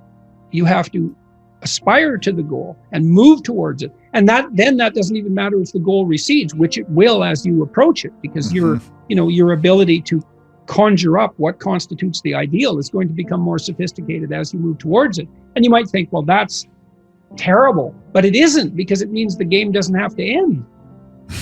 right? Because if you'd hit the ideal, it's Yes. like, oh, well, game over, reset, but no, that isn't going to be how it works. It's going to get better and better and better. And it's why life is the perfect game. I mean, if you have for those of us who've played video games, you have a really good video game or even a really good book or even a really good movie series or a show, and it comes to the end and you're like, oh, there's a huge letdown at the termination of this thing that's been incredibly engaging, especially even if you win. Yeah, exactly. You win and you get this moment's satisfaction, but it's replaced almost immediately by the disappointment of the cessation of the game and the recognition that you're in a finite game when you really want to be playing the infinite game. And that's what life is, the infinite game of renewal of life. And that's why it's so good. We'll never replace it. It can't get better. And it's hard as hell. And it's hard as hell at the same time. And that's the way we would want it. Well, it seems like that's the way we want it. I mean, that's another thing I talk about a little bit in the new book is like, well, when you look back on your past, it's generally having done something difficult that you remember positively, I would say. Yeah. So then there's something about you that craves difficulty, optimal difficulty at least. Yeah. Strangely enough. There's this idea in Christianity that we've discussed briefly that the judge and the redeemer are the same figure. Now, in the book of Revelation, you may know this or you may not, Christ comes back as a judge and he has a sword coming. It's a revelatory vision, that book. It's a very strange. It's the last thing you'd expect conservative Christians to believe in. Believe me, it's such a visionary hallucination, the book of Revelation. But Christ comes back with a sword coming out of his mouth, and he comes back as a judge. And he divides the damned from the redeemed, and most are damned and some are redeemed. It's very, very harsh. Now, Jung believed that the figure of Christ in the Gospels was too agreeable, too merciful, too tilted towards mercy, and that called out for a counter position, and that was the counter position of judgment. Very interesting hypothesis.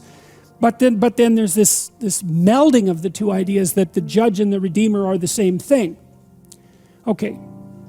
Now, this young man told me that his life lacked purpose and direction and meaning, and that he was nihilistic until he read Zen and the Art of Motorcycle Maintenance, which is a book I actually like quite a bit. I've read it 3 times at different decades of my life. And one of the things that's very interesting about that book is that it's an examination of the idea of quality, of the idea that there are qualitative distinctions between things, and that we have an instinct to make qualitative distinctions. And so a qualitative distinction is simply, this is better than that, which is a judgment. Okay, now what Ratzinger is hypothesizing is that the person in and of, how the modern idea is you're supposed to accept yourself. I think that's an insane idea, by the way. Really, I can't think of a more nihilistic idea than that you're already okay. It's like, no, you're not. And the reason you're not is because you could be way more than you are. And so what do you want to be? You want to be okay as you are? Or do you want to strive towards what's better? And this young man, this Australian, he said that the reason that Zen and the Art of Motorcycle Maintenance had such an impact on him was because he wasn't happy with his current mode of being, right? He didn't consider the manner in which he conducted himself sufficient. And the fact that the author of Zen, and it was Persig, laid out the notion that you could make qualitative distinctions, and there really was a difference between good things and bad things, or great things and evil things. It gives you direction. It gives you the possibility of moving upward. And Ratzinger is pointing out, at least to some degree, that human beings are insufficient in and of themselves and need the movement upward. And so they need to conceptualize something like the highest good, and then to strive for that. And the thing is that there isn't any difference between conceptualizing the good and being judged. Because if you're going to conceptualize the good and move towards it, what you have to do is separate from yourself all those things that aren't good and leave them behind. And that's why the Redeemer and the Judge are the same thing. And one of the things that's really appalling, I think, about our modern world is that we're rejecting the notion of qualitative distinctions. You say, well, we don't want to hurt anybody's feelings by saying that one thing is better than another. It's like, okay, fair enough. It's not fun to be cast off with the damned, That's for sure. But if people are in fact insufficient in their present condition, which seems to be the case, I mean, try finding someone who isn't, then if you deny the possibility of qualitative distinction because you want to promote a radical egalitarianism, then you remove the possibility of redemption, because there's no movement towards the good. And it seems to me that it's a catastrophe to sacrifice the good for, well, it's a catastrophe to sacrifice the good for the equal. Because for us to be equal would mean, as far as I can tell, that we would all be equally unredeemed and miserable. And so,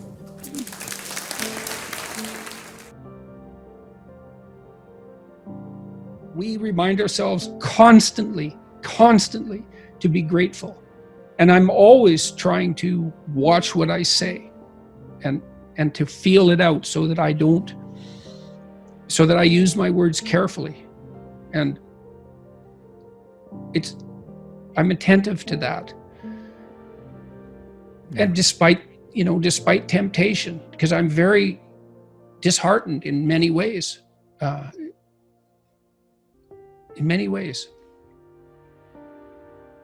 I spent a lot of time trying to be of aid to people, let's say.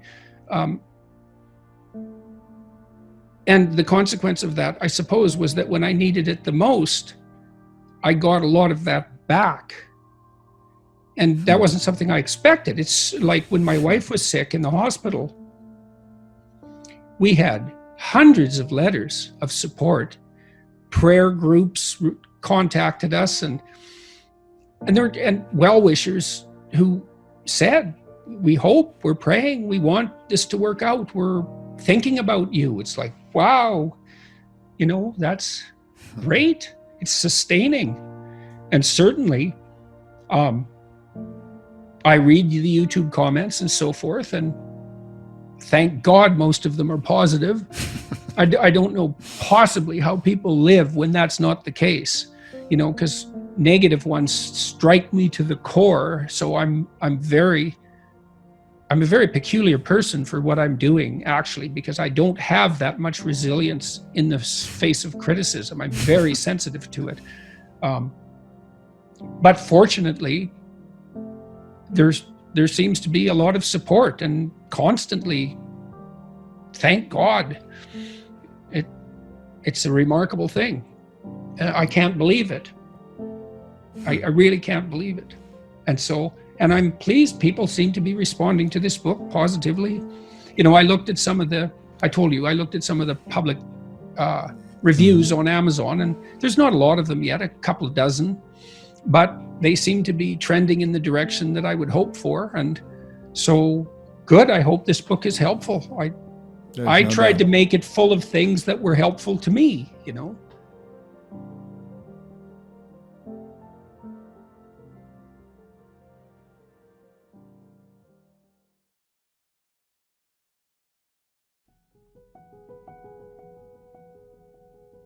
It seems to me that the purpose of life is to find a mode of being that is so meaningful that the fact that life is suffering is no longer relevant. Now I have a follow-up, just a segue from that, but is that an accurate quote? Well, I don't know if it's an accurate quote, but it sounds like something I probably said. An accurate sentiment, it's more accurately attributed. Accurately attributed, all right. It seems to me that it's true. I mean, it isn't necessarily the case that you can do it. All right. Yeah. So it's hard to do. I mean, and that, of course, it's hard, I suppose, in proportion to the suffering that you're undergoing. And it isn't necessarily the case that you can always manage it, but sometimes you can manage it, and it's good if you can. See, people need to search for meaning because they get corrupted by suffering if their life isn't meaningful. That's how it looks to me. Because you can't torture an animal forever without it lashing out. And so if your life is nothing, if there's nothing in it that speaks to you, there's still going to be suffering. You can't talk yourself out of that. And so then I see people tearing down traditional structures, let's say, they're casual about them. Another rule in this new book is do not casually denigrate social institutions or creative achievement. Well, why social institutions? Well, I've counseled lots of people who were lost. And so if you came to see me and I was your therapist, I'm very practical. I'd say to you, okay, well, let's look at your life for a minute. Do you have an intimate relationship? What about your family? And that could be, married with kids, or it could be the family of your birth, your siblings and your parents and so on. How's that functioning? Do you have anyone there? Do you have a job, or maybe a career even if you're fortunate, but at least a job that keeps body and soul together and maybe where there's some chance of advancement and hope? Do you know how to use your time outside of work productively? Do you take care of your mental and physical health? Do you manage the temptations, drug and alcohol use and that sort of thing? Do you manage those temptations effectively? Are you educated? Are you as educated as you are intelligent? Have you? And those are standard patterns of activity in the world. Do you have kids? Do you have a wife? Or a husband? Do you have a job? I mean, it's mundane in some sense, and you can look beyond all those standard answers for meaning. But if you're overwhelmed by life, anxious and suffering, that's a good place to start. Put that together. Why? Well, the answer to that is because that's what people do. That's what people do. That's the best we've been able to manage. And if you don't have that, because you're a human being like other human beings, you're going to suffer for it. And so attacks on that, assaults on that aren't that helpful.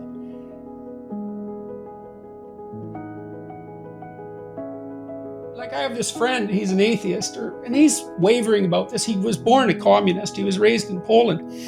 And he had objected at one point to the Christmas traditions of his family, who were also atheistic. And, he objected on the grounds of logical coherence. Why are we doing this? Well, don't do it. Well, then what happens? Well, then you have another weekday. You lose Christmas. Well, great. It's like now you're logically coherent. Wonderful. But you've lost Christmas. You don't want to throw these things away. When I see this sometimes with young people when they're talking about getting married. We don't need to get married. We don't need a piece of paper. It's like, really? That's the depth of thought you've put into this? It's like you're not going to mark this permanence with conscious awareness and social celebration and the sanction of your community and a beautiful ceremony? That's just nothing? You're going to let that go? Well, what are you going to replace it with? Nothing. What would be a successful effect for this book, looking back 12 months from now, 24 months from now? Well, it would be lovely if it had the same effect on people as the last book appeared to have. It's comforting to me to read through my YouTube comments. Oddly enough, because that isn't generally a place people would go for comfort. Untold numbers of people have said to me in person, but publicly in that way, that they've put their lives together, at least in some ways. And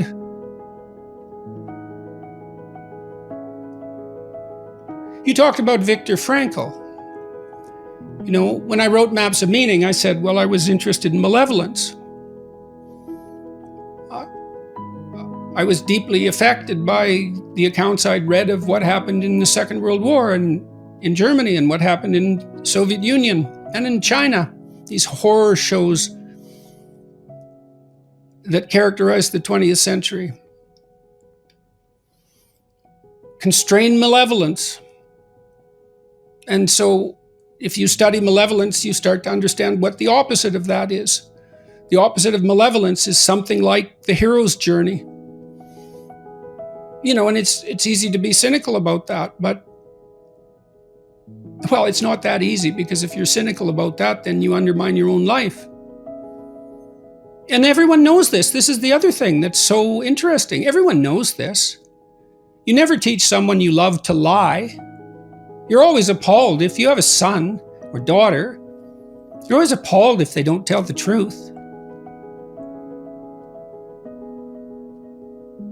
You know in the deepest part of your heart that if you don't tell the truth, the world falls apart. And that's actually true. You know, I talked about unearned wisdom. It's no trivial matter to understand that. You know, Dostoevsky said everyone is responsible for everything that happens to them and everything that happens to everyone else as well. And, you know, that's an insane statement, and he was a very extreme person, but it's also true. And I think that's part of what people get a glimpse of when they have a hallucinogenic induced religious experience. It's like, there's a lot more resting on you than you think. And you know that. You don't wake up in the morning berating yourself for telling the truth. You wake up at 4 a.m. berating yourself for violating your conscience. I'm aware of all the criticisms of ideas like that, but you know, it's really something that you can't control your conscience. So what is it exactly? It's not you. You're responsible to it. It holds you accountable. It transcends you. So what is it? Well, if you think it's nothing, well, violate it for a while and see what happens.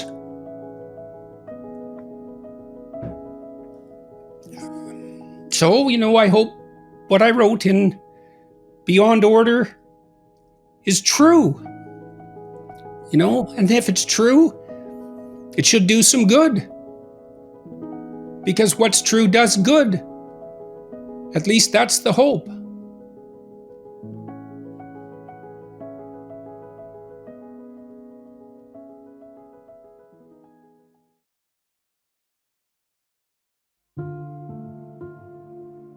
So you've been an educator through the rise of the smartphone, and my question basically relates to procrastination and task delay, needless task delay specifically.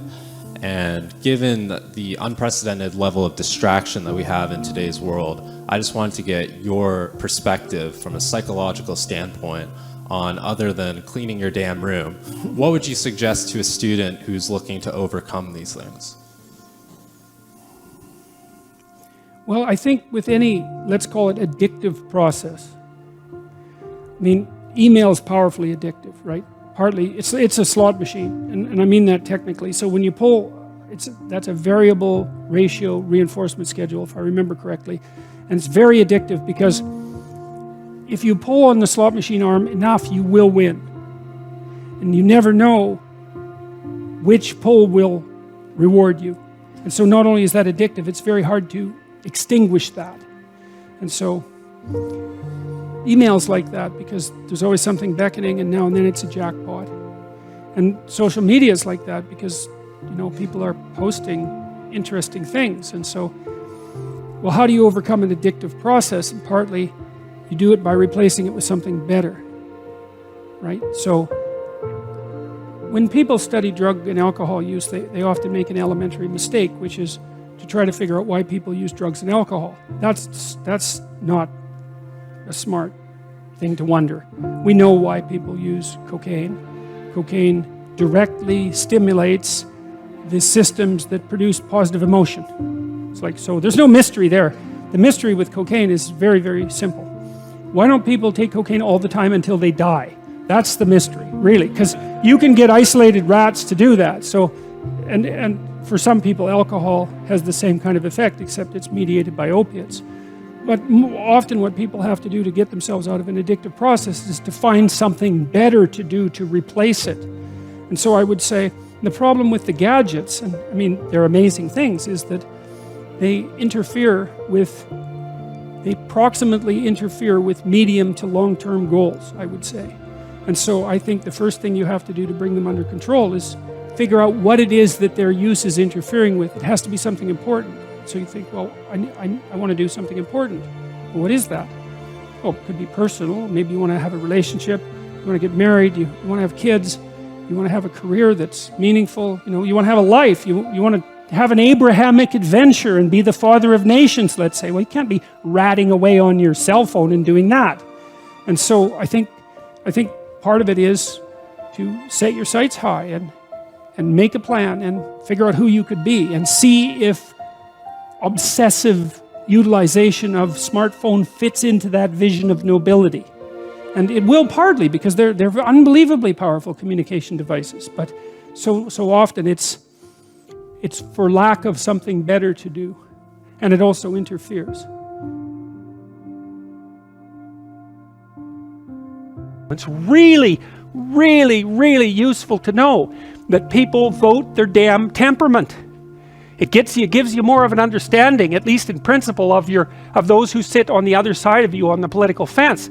And there's been recent newspaper articles, quite interesting. I tweeted a couple of them about this company in UK called Cambridge Analytics, and they're using the damn Big Five. They can extract out Big Five information from your Facebook likes. They've got a model of every single person in the United States Big Five personality, and they help Trump craft political messages right down to the level of apartment buildings to appeal to people based on their Big Five temperament. And that's all recent work. And so one of the things that's very interesting is we are teaching computers to understand us so fast you can't believe it. And we really do risk walking into an electronic world where you will only see what you want to see. I mean, obviously the marketers are trying to do that as fast as possible, right? They only want to send you ads that you're going to be interested in because it's expensive and foolish to send you anything that will annoy you or that you'll ignore. And so the marketers are trying like mad to map who you are, even by watching your eyes. They're trying to figure out who you are so they can send you the right information, but the danger is that that'll happen, say, in the domain of news and broader information, increasing this tendency for people to be siloed in their exposure to the external world. It's sort of like each of us is becoming a micro-celebrity surrounded by electronic sycophants who do nothing but tell us exactly what we want to hear. It's a real problem. Karl Popper, a famous philosopher of science, said that one of the things that you should do, and this is akin to the Piagetian view, is you should always look for information that contradicts your current viewpoint. Now that's painful, right? Because who wants their axioms contradicted? It can take you apart. But it's the only way that you can ensure that you're learning at the same time that you're maintaining your stability. And that's another reason why it's really necessary to engage in dialogue with people that you do not agree with, because they're the ones who will tell you things that you don't know.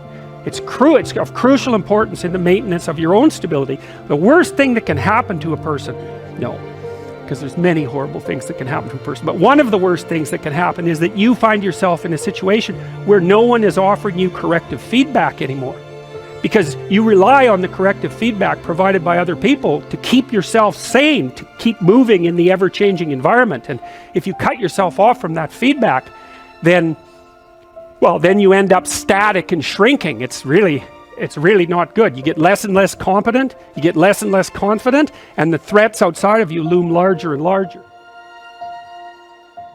When I counsel my clinical clients who are depressed or anxious, one of the things I've always told them to do over the last few decades is to disconnect themselves from the news.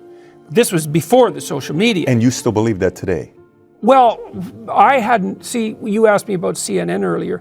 Like, I haven't watched mainstream television news since like 1985. You gotta be kidding. No, I'm not kidding. Let me get this straight. I want to hear you say this one more time. You haven't watched mainstream media since 1985? No, very little. I didn't have a TV. I didn't have a TV since about 1985. When's the last time you watched CNN? Probably in an airport for a few minutes. I virtually never watch CNN. So if I come to your place, I know you have some interesting collection of art that you collect, but if I come to your place, your TV's not going to be on CNN. There's no TV. There's no TV in your house? I haven't had a TV since 1985. I realized back in 1985 that news wasn't news. If it was only news for a day, it wasn't important. So I read magazines. You know, I read Harper's, or I'm not at the moment, Harper's, Atlantic Monthly, The Economist. Those were my basic sources for news. Now that's changed, you see, because I got tangled up so badly in scandal 2 years ago that I've been on top of, especially social media, like an obsessed addict for 2 years, trying to manage it. But it's not clear to me that that's been a good thing. I've got to. For your sanity for? It's certainly, I don't think Twitter is a good thing for my sanity. Twitter is so contentious. It's so, if you want a daily dose of hate, you can get it in 10 minutes on Twitter. If I post something, there's a number of comments about whatever I posted, and 1 out of 4 of them is brutally rude and obnoxious, as nasty as it can possibly be. And that's very, very common. And people are quite sensitive to negative information. We're more sensitive to negative information than we are to positive information. And I'm not complaining. I don't have to use Twitter. It's a completely voluntary choice. And I'm certainly a massive beneficiary of the existence of social media.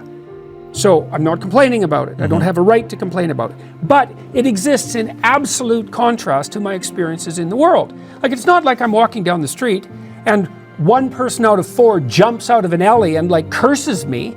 I haven't had a single negative interaction with an individual, but I've had thousands of interactions with individual people on the street, let's say, in airports and so forth, in the last 6 months, and every single one of them has been overwhelmingly positive. So that's reality. Then I go into Twitter and it's like, oh my God, it's just brutal. There's no shortage of ridiculously positive things that are happening to me on an ongoing basis. I can't even believe it.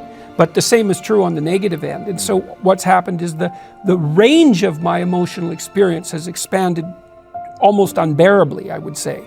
So, and again, I'm not complaining about that because I could choose to do it differently. But some of this has also been a matter of management. It's it is literally the case that although it's been a little better over the last 3 or 4 months, for about 18 months in a row, I was at the center of a scandal that could have taken me out at least twice a week. So constant, non-stop scandal of one form or another. And so that took a lot of juggling and management to see what was going on. And I was paying attention to social media and trying to figure out how to respond in the press and on YouTube and on my blog and all of these sorts of things, trying to learn how to do that. And so it's been an obsessive learning experience, let's say. YouTube has served me very, very well. My blog works out very well for me. The podcast, I have a podcast, it's very popular. That's worked out really well. Facebook, I don't pay much attention to Facebook, although I post on it. Twitter, that's something else. Twitter is, vicious, I don't know what to do with Twitter. I don't know what to do with Twitter. I think I go back and forth. I go back and forth. There's a part of me that there's people I keep up with on Twitter, the people I follow, some of these IDW types, so to speak. I see what Shapiro's posting, I see what Brett Weinstein's posting, and Sam Harris, and I kind of keep in the loop that way. And I feel a moral obligation to keep up. And I have 900,000 followers, and I feel an obligation to them too. But there's also this addictive curiosity, that what's happening. And I tried to pull myself away from that on the TV news because it's the same thing except in much less concentrated form. And it was good for me. And I do think if it's only important today, it's not important.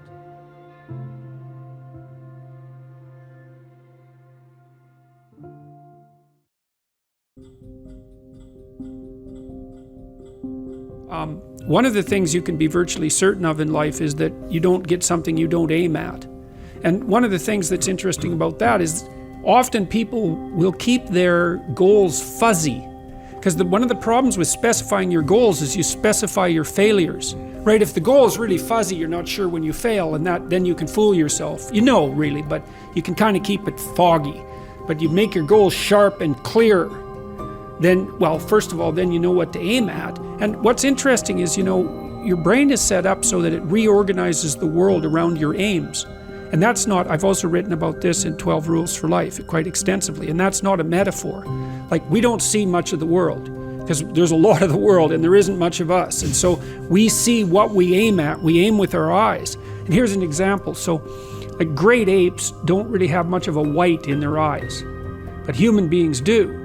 And the reason for that is that we've evolved to detect where everyone else is looking. And so if I can't tell where you're looking, I don't know what you're up to.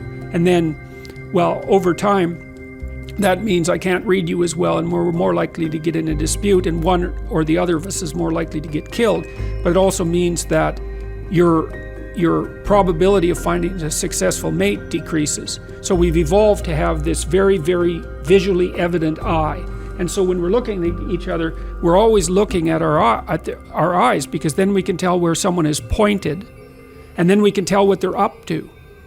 And so we're hunting creatures, like we're aiming at a moving target and trying to track it all the time. And so you have to specify your aim. And it's more than one aim. It's like you have a highest aim, which you might say is to be a good person. And then I would say, well, there's a more elaborated aim than that. It's like you want to be able to constrain malevolence and work to decrease suffering. It's something like that. That's the highest aim.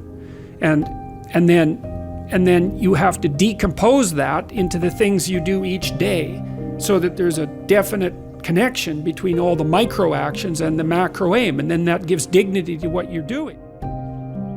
This person isn't carrying their load, and they think I should do their work. What should I do now? And the answer is, yeah, someone wants you to do their work. Do their work. Yes, do their work. Yes, I'll do that all day long. Yeah, no kidding. Yeah, you don't want to do your job. That's fine. I'll do it. Yeah.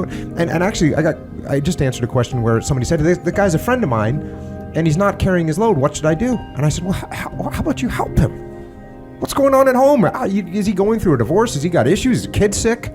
How about you help him and say, hey, let me take that off your plate right now? Because in 2 months or 6 months, you might be the person that needs help. You might be the person with a sick child.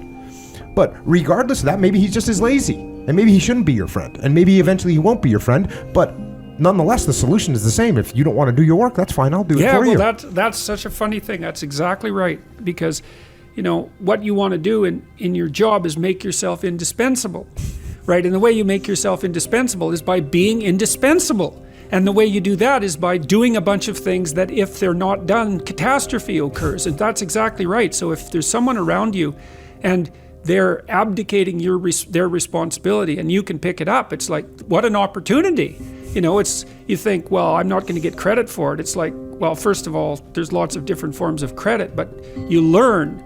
And then when the company shrinks and they're looking at who to keep, they think, oh, well, it turns out you're doing all sorts of things. We can't do without you. That's not what we expected. We can't do without you. Here's some more things you could do. And then you're also in a position to bargain. You can say, well, look, in order for me to keep doing this level of responsibility, I need to be paid more because I have other options, or because it's just, or because that will make me more efficient. But then you've got some power too, because they need you. And so indispensability, and that's power. Indispensability is power, not tyranny. You can't exist outside of a framework of value. It's not possible. It's not technically possible. I outline this in quite a bit of detail in chapter 10, which is called Rule 10, which is called be precise in your speech, is that the way the world manifests itself to you is integrally tied to your value structure. And that's because, to put it very simply, is that your very vision is dependent on an aim. Like whenever you look at the world, you're aiming at something. You're aiming at something with your eyes. You can't focus on something without aiming at it, and you won't aim at it without valuing it. So your very perceptions are dependent on your value structure. Now that doesn't mean there isn't a world. It does mean that experience is a complex interplay of your value structure and the unmanifest world. It's something like that. And then that begs the question, which is, well, if you have to have a value structure, then what should it be? Well, and then that brings us back to the ideas that we were talking about earlier. Like you should value being. You should take on the responsibility of being as your highest ethical obligation and try to improve it, try to reduce suffering, try to make the most out of yourself in a way that's beneficial to you and your family and your community. You should aim high, and your perceptions will reconfigure themselves around those aims, and that will allow the world to manifest itself to you in the most positive possible manner, or at least in the most meaningful possible manner. And in the absence of that, all you have is stupid suffering. That is the anxiety and depression that we talked about earlier. Without a point, without value, without an aim, all you're left with is the misery and anxiety of life. That makes people bitter. I love to bring up the notion of the aim, because one can react to this stupid suffering in a number of ways, but this is so clear. You write in it, you say, you cannot aim yourself at anything if you are completely undisciplined and untutored. You will not know what to target, you won't fly straight, even if you do get your aim right. And then you will conclude there is nothing to aim for, and then you will be lost. And these days, the prevailing moral framework, as I see it, is if it feels good, do it. How is it that discipline and the straight and narrow offer the best chance for a good life? And how is it that we have forgotten that is the case? Well, the reason that discipline is necessary is because you're a mass of competing short-term interests. And so the question is then, well, which short-term interest should win out? And the answer to that is, well, none of them. They need to be organized into a hierarchy that makes them functional across time and across individuals. So like a 2-year-old is very likely to act out his or her proximal impulse. But of course, a 2-year-old can't survive in the world. You have to bring your primary instincts, let's say, under the regulatory structure of a higher order value system that allows them to manifest themselves without undue mutual sacrifice across large spans of time in the presence of large numbers of other people. So that requires a very sophisticated ordering. It's like, we already talked about the fact that a meta-narrative is necessary to unite subcultures, say, so that they can operate peacefully and harmoniously within the same space. The same thing applies within you, because you're an internal coalition of warring single-minded tribes, and they have to all be brought under the organizational structure of long-term collective vision, let's say. And in order to do that, you have to be disciplined. And any discipline, technically speaking, is an attempt to bring all those competing short-term impulses under a larger scale and more inclusive framework. And so you do that, and then, well, that's actually what gives you freedom. Being impulsive and being free aren't the same things, because if you're impulsive, you're just the slave of your impulses. Right. There's no freedom in that. That's the same freedom, so to speak, literally, that a 2-year-old has, because a 2-year-old isn't socialized yet. So